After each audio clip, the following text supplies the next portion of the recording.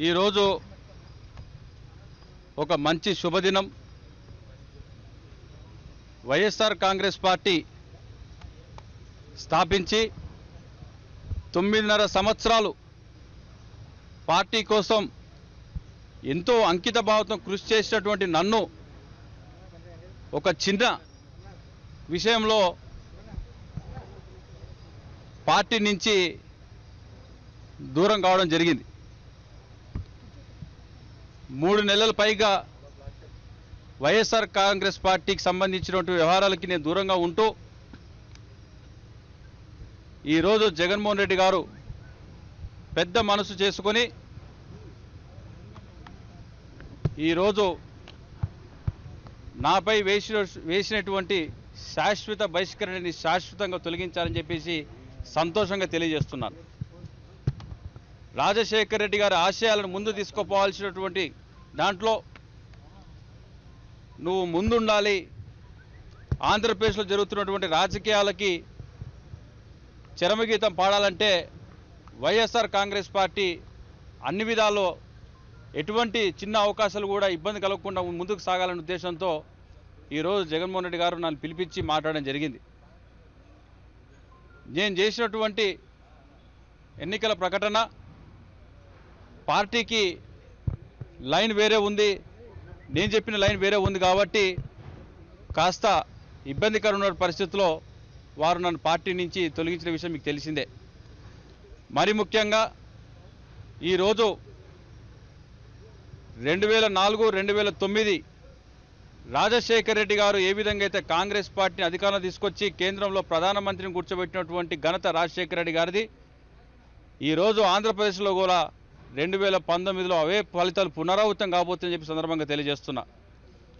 దేశ ప్రధాని కూడా కూర్చొని నిర్ణయించేది కూడా వైఎస్ఆర్ కాంగ్రెస్ పార్టీ జగన్మోహన్ రెడ్డి గారి అధ్యక్షతన అది జరగబోతుందని చెప్పేసి సందర్భంగా తెలియజేస్తున్నా. మరి ముఖ్యంగా ఈరోజు జగన్మోహన్ రెడ్డి గారితో అన్ని విషయాలు కూడా చాలా కుల్లకుశంగా మాట్లాడి రాబోయే రోజుల్లో పార్టీ బలోపేతం కోసం నా వంతు కృషి చేస్తానని చెప్పేసి సందర్భంగా తెలియజే జరిగింది. ఆంధ్రప్రదేశ్లో తెలుగుదేశం పార్టీ చేస్తున్నటువంటి కుయుక్తులు వైఎస్ఆర్ కాంగ్రెస్ పార్టీ ఖచ్చితంగా అధికారంలోకి వస్తుందని చెప్పి నమ్మకంతో వాళ్ళు జీర్ణించుకోలేక ఈరోజు రకరకాలైనటువంటి కార్యక్రమాలకు తెరలేపుతూ పార్టీ ఈరోజు ముందుకు పోతున్నటువంటి పరిస్థితి. ఆంధ్రప్రదేశ్ ప్రజలు చంద్రబాబు నాయుడికి చరమగీతం పాడేటువంటి రోజులు దగ్గర పడ్డాయని చెప్పి సందర్భంగా తెలియజేస్తున్నా. అదేవిధంగా తెలుగుదేశం పార్టీ కాంగ్రెస్ పార్టీలో విలీనం చేయబోతుందని చెప్పి సందర్భంగా నేను తెలియజేస్తున్నా. ఖచ్చితంగా మే 15 నుంచి 20 తారీఖు మధ్యలో వైఎస్ఆర్ కాంగ్రెస్ పార్టీ అధికారం రాబోతుందని చెప్పి సందర్భంగా తెలియజేస్తూ నా ఒక ఈ బహిష్కరణ ఎత్తివేయడంలో చొరవ తీసుకొని ముందుకు తీసుకొచ్చినటువంటి వైఎస్ అనిల్ రెడ్డి గారికి, రామకృష్ణారెడ్డి గారికి నా హృదయపూర్వక నమస్కారాలు తెలియజేస్తున్నా. ఖచ్చితంగా పార్టీ స్థాపించినటువంటి నాపైన పూర్తి బాధ్యత ఉన్నది. ఖచ్చితంగా పార్టీని అధికారంలో తీసుకోవాల్సినటువంటి ప్రతి కార్యకర్తల నాయకులు కూడా కృషి చేసినటువంటి సందర్భంలో నా ఒక్క వల్ల పార్టీకి నష్టం జరగకూడదని చెప్పేసి కలిసి పనిచేయాలని చెప్పేసి నిర్ణయించుకోవడం జరిగింది. ఈసీ కంప్లైంట్ చేశారు కదా, కంప్లైంట్ వెనక్కి తీసుకుంటున్నారా? అట్లానే ఉంటుంది.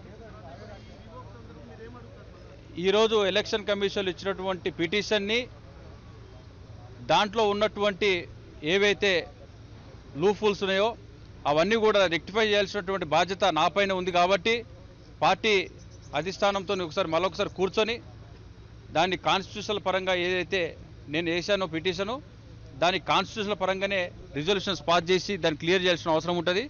ఆ దిశగా కూడా నేను ఏర్పాట్లు చేస్తున్నా చెప్పి సందర్భంగా తెలియజేస్తున్నాను. మీరు జగన్ పైన చాలా విమర్శలు చేశారు కదా ఈ మధ్యకాలంలో, వాటన్నిటిని కట్టుబడి ఉన్నారా? వాటిపైన కూడా ఏమన్నా మళ్ళీ పుర్రాలు? జగన్మోహన్ రెడ్డి గారి పైన నేను చేసినటువంటి విమర్శలు ఏవైతే ఉన్నాయో రాజకీయ కోణంలో జగన్మోహన్ రెడ్డి గారికి తప్పుడు సమాచారం ఇవ్వడం వల్ల ఇదొక కార్యక్రమం జరిగిందని చెప్పేసి నేను భావిస్తున్నా. ఎందుకంటే ఈరోజు జగన్ గారు చాలా క్లియర్గా అన్ని విషయాలు మాట్లాడడం జరిగింది. మనం పార్టీని స్థాపించి 9.5 సంవత్సరాలు ఆంధ్రప్రదేశ్ ప్రజలు చాలా ఆశలు పెట్టుకున్నారు. రాజశేఖర రెడ్డి గారి ఆశయాలు నెరవేర్చాలంటే ఈరోజు అది మా అందరితో సాధ్యమవుతుంది. కావున నేను ఆ రోజు కూడా చెప్పాను, ఇదే మీ 99 టీవీకి, జగన్మోహన్ రెడ్డి గారు నన్ను పిలిచి పొలిటికల్గా నా రాజకీయ జీవితానికి ఒక మంచి ప్లాట్ఫామ్ వేస్తానని చెప్తే నేను ఖచ్చితంగా బేషరతుగా నేను వెళ్ళి మళ్ళీ జగన్ గారిని కలుస్తానని కూడా చెప్పడం జరిగింది. ఆ దిశలోనే ఈరోజు జగన్మోహన్ రెడ్డి గారు అన్ని విషయాలు కూడా కుల్లకషంగా మాట్లాడి నాకు అన్ని విధాల భరోసా కల్పించిందని చెప్పేసి ఈ సందర్భంగా